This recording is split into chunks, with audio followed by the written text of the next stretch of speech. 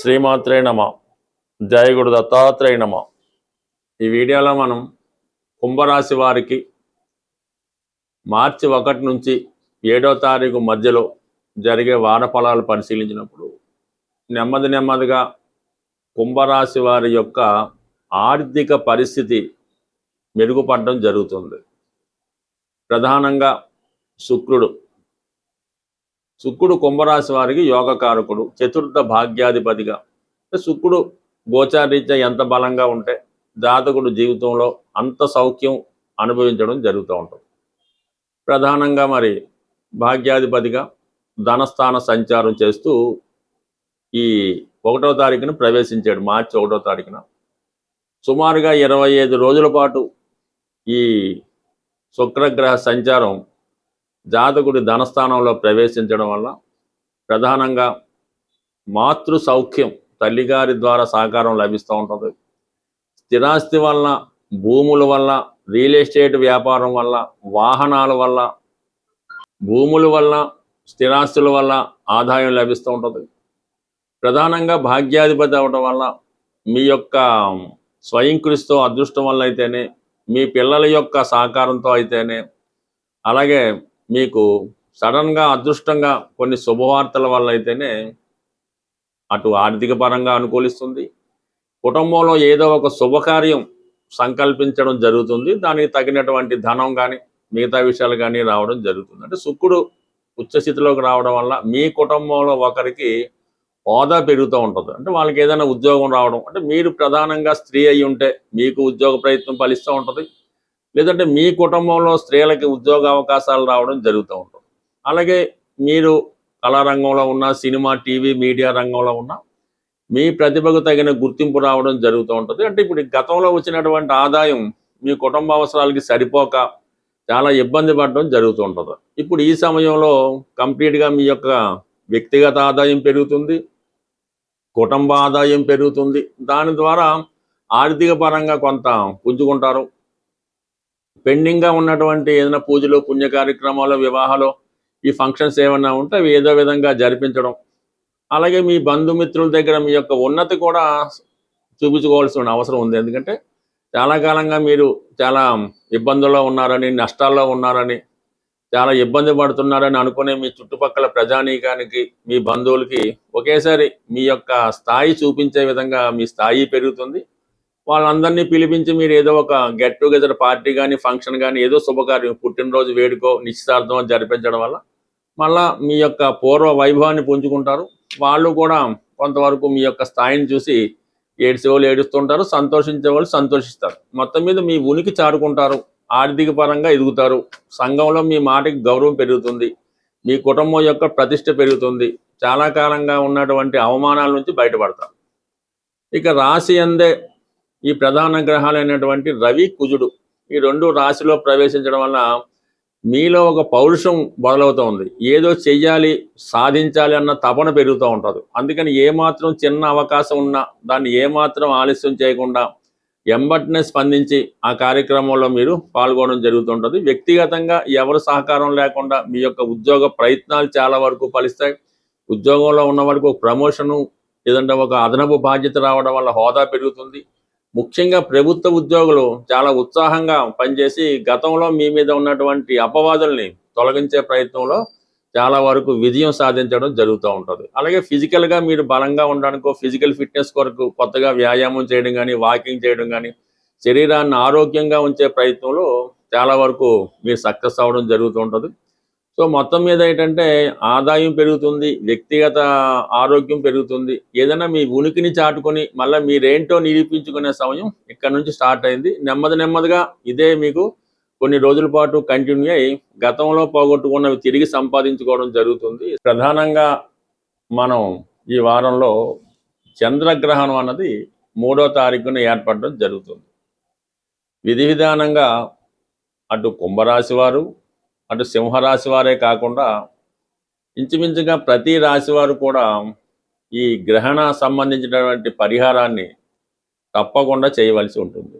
ఇప్పుడు చంద్రుడికి ఏర్పడుతున్నటువంటి ఈ గ్రహణం వల్ల చాలామందికి మానసిక అశాంతి లాంటిది ఏర్పడడం జరుగుతూ ఉంటుంది. ఏదో ఒక కష్టం జాతకుడికి కలుగుతూ ఉంటుంది. విద్యార్థులు ప్రధానంగా ఈ గ్రహణ నియమాన్ని పాటించి తగు విధంగా పరిహారం చేసుకుంటే విద్యలో బాగా రాణించి రాబోయే ఎగ్జామ్స్లో కంప్లీట్గా మీరు విజయం సాధించడానికి బాగుంటుంది. ఇటు వ్యాపారస్తులు కానీ ఉద్యోగస్తులు కానీ ఎవరైనా మీ యొక్క ఆచార ప్రకారం మీ యొక్క కుల గురువు కానీ మీ పంతులు గారు కానీ మీ ఆస్థాన పండితుడు కానీ అడిగి వారు చెప్పే విధంగా కంప్లీట్గా మీరు ఈ గ్రహణాన్ని విధి విధానంగా పాటించి తగు విధంగా దానం కూడా చేయవలసి ఉంటుంది. అది చంద్రగ్రహణం కాబట్టి ఈ బియ్యం డొనేట్ చేయడం వల్ల కలిగిపోతుంది. దాని తర్వాత కంప్లీట్గా మీరు శివుడికి ఆవుపాలతో అభిషేకం చేయించుకోవడం, వీలైతే కొంతమంది కన్నా భోజనం పెట్టించడం, అంటే అన్నదానం అది అనలేం కానీ ఒక 10 మంది అతిథులు పిలిపించి చక్కగా భోజనం పెట్టడం వల్ల ఈ గ్రహణం మీకు అనుకూలంగా మంచి ఫలితాన్ని ఇవ్వడం జరుగుతూ ఉంటుంది. ఇంకా ప్రధానంగా తల్లిగారి యొక్క ఆశీర్వాదం తీసుకున్నా కూడా ఈ గ్రహణ దోషం పోయి మీకు మంచి మనసు, మంచి ఆయుష్, మంచి జ్ఞానం వచ్చే అవకాశం ఉన్నది. సో దానివల్ల అది కంప్లీట్గా పాటించండి. తల్లిగారి యొక్క ఆశీస్సులు తీసుకోండి. తల్లిగారికి ఏదో ఒక బహుమతి ఇచ్చి వారి ఆశీస్సులు తీసుకుంటే ఇంకా బెటర్గా ఉంటుంది.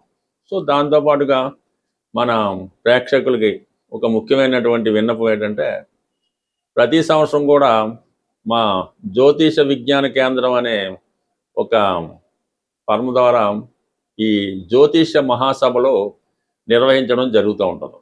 సుమారుగా ఇది 10వ సంవత్సరం.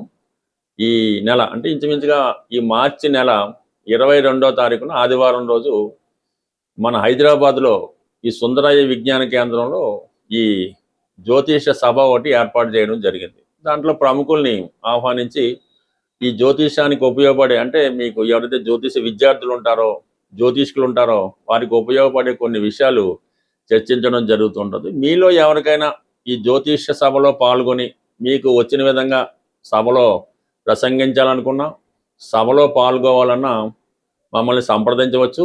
దీనికి ఏ విధమైనటువంటి ఫీజు ఉండదు. మరి సభలో పాల్గొన్న వారికి అన్ని సౌకర్యాలు, అంటే భోజన సౌకర్యాలన్నీ కూడా ఉచితంగానే ఏర్పాటు చేయడం జరుగుద్ది.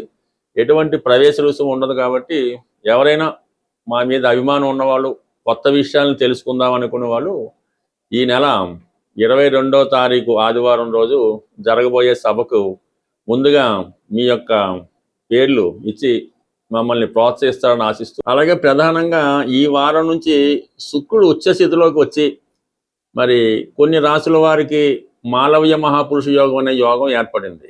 శుక్రుడు బలంగా ఉన్నప్పుడు మరి లక్ష్మీదేవిని ఆరాధించడం వల్ల, పూజించడం వల్ల మనకి తొందరగా అమ్మవారి ఫలితం ఇవ్వడం జరుగుతూ ఉంటుంది. అందువల్ల ఏంటంటే ఈ సమయంలో మీరు ఈ రాబోయే ఈ మార్చి 1వ తారీఖు నుంచి 25వ తారీఖు మధ్యలో కనీసం ఒక 18 రోజులు పెట్టుకొని ప్రతిరోజు కూడా విధి విధానంగా లక్ష్మీ అమ్మవారిని, అంటే మీరు ఏ రూపంలో అమ్మవారిని ప్రసన్నం చేసుకున్నా పూజించినా పర్వాలేదు, కలవ పువ్వులతో అమ్మవారిని ఏదో ఒక శుక్రవారం రోజు కానీ మంగళవారం కానీ ఏ రోజైనా కలవ పువ్వులతో అమ్మవారిని అలంకరించి, వీలైతే ఈ ప్రతిరోజు కూడా, అంటే ఈ శుక్రుడు ఉచ్చలో ఉన్న రోజులు కూడా శ్రీ సూక్తం కానీ, లక్ష్మీ స్తోత్రం కానీ, కనకదార స్తోత్రం కానీ పారాయణ చేస్తూ కంప్లీట్గా మీరు ఈ విధానం పాటించడం వల్ల, అలాగే ఏదైనా అమ్మవారి ఆలయంలో అమ్మవారి కలవ పువ్వులతో అర్చన చేయడం, దానివల్ల ఏంటంటే మీకు అమ్మవారు తొందరగా అనుగ్రహించడం జరుగుతూ ఉంటుంది.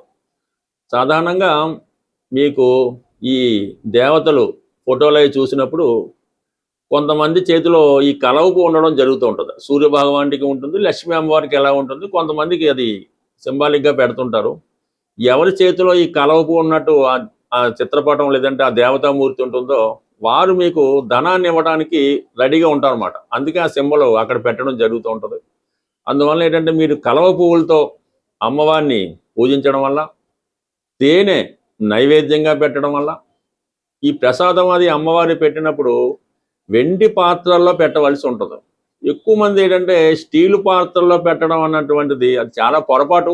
తెలియచేయడం వల్ల తప్పు లేదు, కానీ ఎట్టి పరిస్థితుల్లో కూడా దైవ ఆరాధనకి ఇనప సంబంధించింది, స్టీలు సంబంధించింది ఎట్టి పరిస్థితుల్లో కూడా వాడకుండా ఉంటేనే మంచిది. సాధ్యమైనంత వరకు అమ్మవారి యొక్క నైవేద్యాలు కానీ ప్రసాదాలు కానీ అరిటాకులో పెడితే ఉత్తమం. లేదు వెండి ప్లేట్లో పెడితే మరింత ఉత్తమం.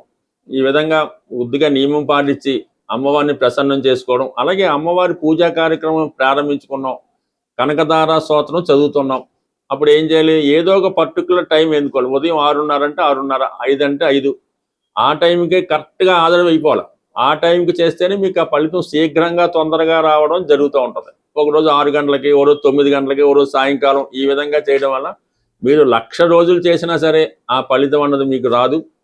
ప్రధానంగా మీరు అమ్మవారికి సంబంధించినటువంటి ఏ స్తోత్రం పారాయణ చేసినా ముందుగా అది చక్కగా విని దాని తాలూకా అర్థం పూర్తిగా తెలుసుకొని అది చదవడం వల్ల, పారాయణ చేయడం వల్ల ఆ ఫలితం మీకు తొందరగా వస్తుంది. అది మీకు తెలిసిపోతూ ఉంటుంది. మీరు ఒక్కొక్క వాడు చదువుతుంటే ఆ స్తోత్రం పూర్తయ్యే లోపల అది మీకు ఎటువంటి అనుభవం ఇస్తున్నది మీరు ప్రత్యక్షంగా దాన్ని అనుభవించడం జరుగుతూ ఉంటుంది. ఎప్పుడది దాని యొక్క పూర్తి అర్థం తెలిసినప్పుడు అది మనకుగా భావించి మీకు తెలుస్తూ ఉంటుంది.